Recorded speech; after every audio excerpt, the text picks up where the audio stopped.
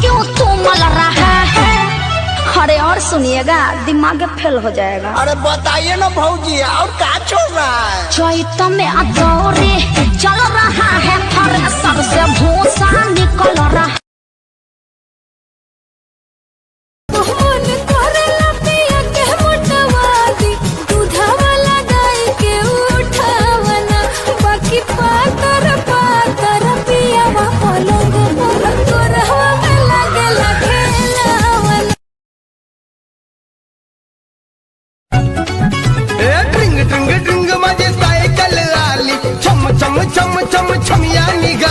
बसवली दांड्यावर घराचा बून हँडल धर, नाहीतर पडशील तोंडा।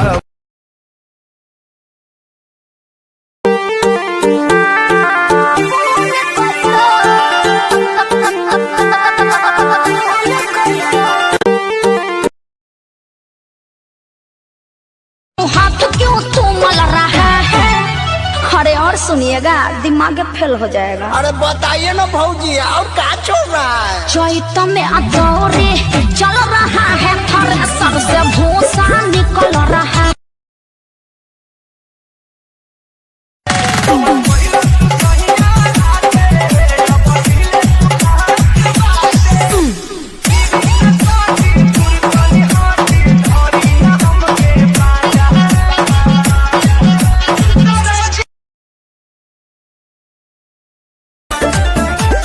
शौक बता देख ली जांच के। अरे हम होई दीवाना गली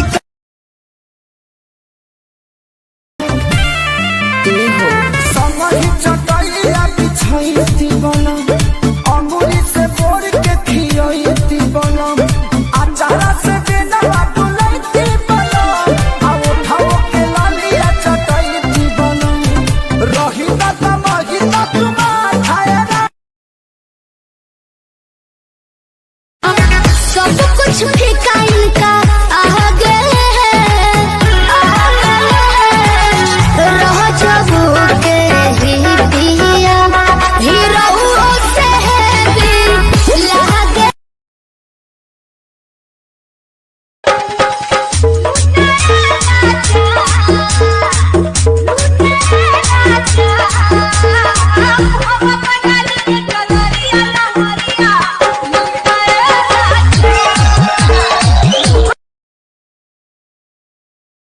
कुछ बोला डांट देलू, लागे न का डोट बोलो कवन खानदान के पटवलू लभर।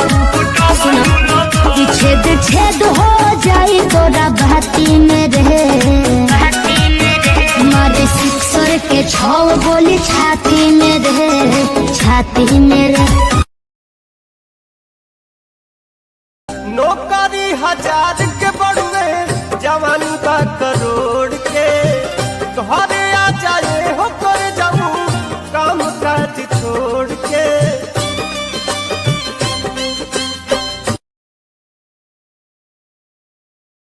अच्छा आज बती यही तो, कल से पता ही तो, लड़की नई नई।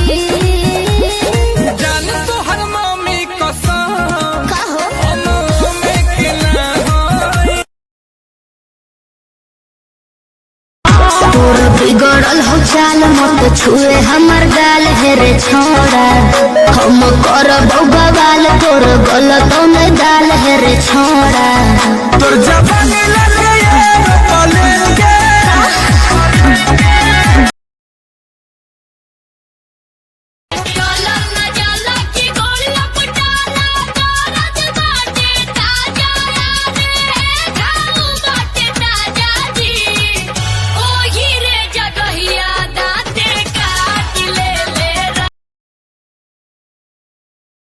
कुछ बोला डांट देलू, लागे न का डोट बोलो कवन खानदान के पटवलू लभर। छेद छेद हो जाई तोरा भाती में रहे, मारे सिक्सर के 6 गोली छाती में रहे, छाती में रहे। तेरा बेटा है मुझ पे दीवाना, पे न लगाना, इल्जाम बाहों पे न लगाना। बिछड़ के कोपल तोह से जियल बाटे गवारा हो, कह कैसे उमर भरला सनम करब